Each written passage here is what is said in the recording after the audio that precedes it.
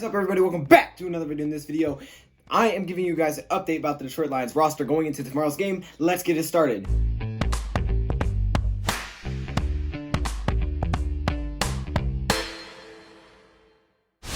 Coming into tomorrow's game, we have been dealing with tons of injuries. Just injuries upon injuries upon injuries.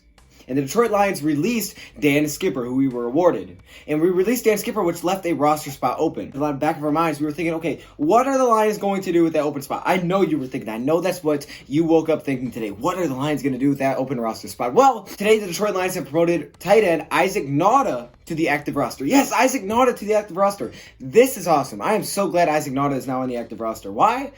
Because I got a picture with his aunt.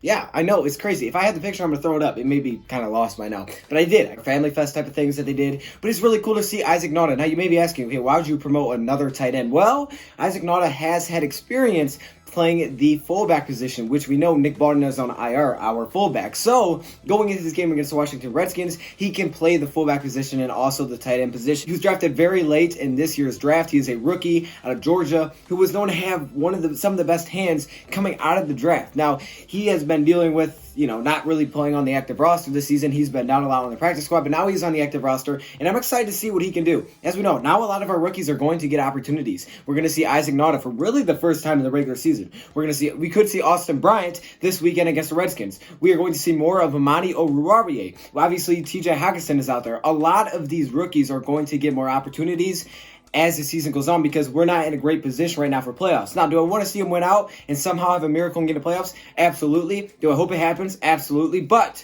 as we sit right now, with the odds being kind of low, it should be exciting to see what all these young guys can do. I mean, we've already seen some of Jeff Driscoll, the backup quarterback position. We'll see if Stafford comes back and plays at all this year. May not be the best move for him too.